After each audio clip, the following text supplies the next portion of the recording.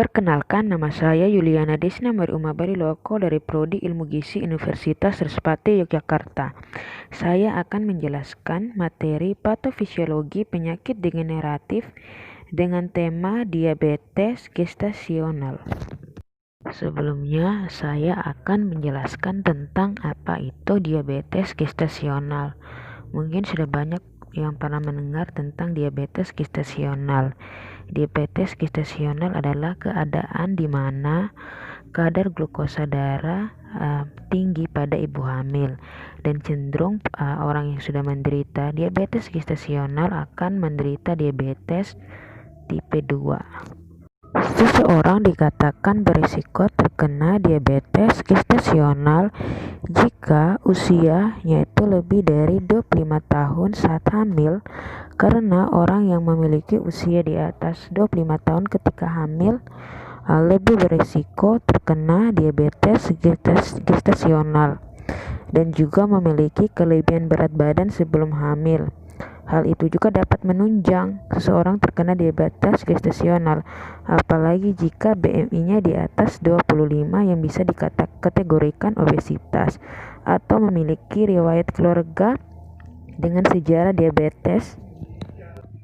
Pada kehamilan sebelumnya pernah mengalami diabetes gestasional dan juga pernah mengalami keguguran serta pernah melahirkan bayi yang beratnya itu di atas 4,5 kg atau ibu hamil tersebut memiliki aktivitas sedentary lifestyle atau kurang gerak, di mana ibu tersebut hanya seperti berbaring, tidur-tiduran, tidak melakukan aktivitas lain seperti berjalan atau aktivitas ringan lainnya, sehingga lebih berisiko terkena diabetes gestasional. Adapun faktor risiko lainnya seperti memiliki hipertensi atau penyakit kardiovaskular atau mengalami sindrom ovarium polisiklitik. Oke, selanjutnya kita akan masuk ke dalam patofisiologi DM gestasional. Sebelumnya saya akan menjelaskan patofisiologi DM secara umum, di mana pada penderita DM itu terjadi resistensi insulin, di mana sebenarnya peran insulin itu menginduksi sel untuk mengambil glukosa dalam darah. Tetapi pada penderita DM itu yang terkena diabetes, ketika kerja insulinnya tuh sudah menurun, mengalami resistensi, sehingga mengakibatkan glukosa dalam darah itu tidak dapat masuk ke dalam sel dan tetap di dalam darah, sehingga kadar glukosa dalam darah meningkat. Selanjutnya saya akan menjelaskan patofisiologi DM gestasional yang terjadi kepada ibu hamil.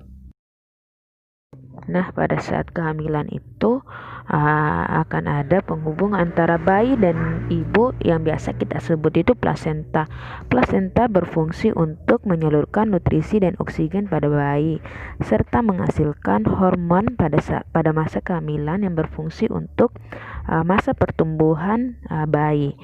Tetapi dalam beberapa kasus, hormon itu akan mempengaruhi produksi insulin, sehingga glukosa darah lebih tinggi dari produksi insulin, sehingga terjadi penumpukan glukosa dalam pembuluh darah, sehingga pankreas itu akan mengalami kelelahan untuk memproduksi hormon insulin, sehingga akan mengakibatkan terjadinya resistensi insulin dan mengakibatkan terjadilah diabetes gestasional.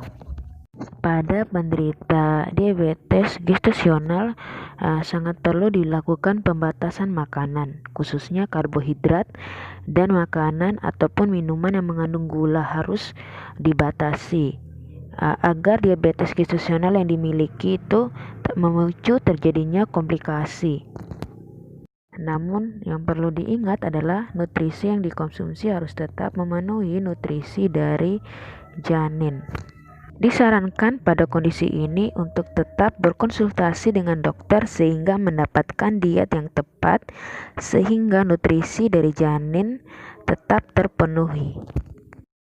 Dan pada masa kehamilan juga sangat disarankan untuk tidak hanya tidur-tiduran, tetapi juga melakukan aktivitas fisik untuk terhindar dari diabetes ataupun penyakit lainnya. Dan pada penderita diabetes gestasional juga bisa dilakukan pengobatan yaitu dengan terapi insulin dan juga diberikan metamorfin untuk mengontrol kadar glukosa darah.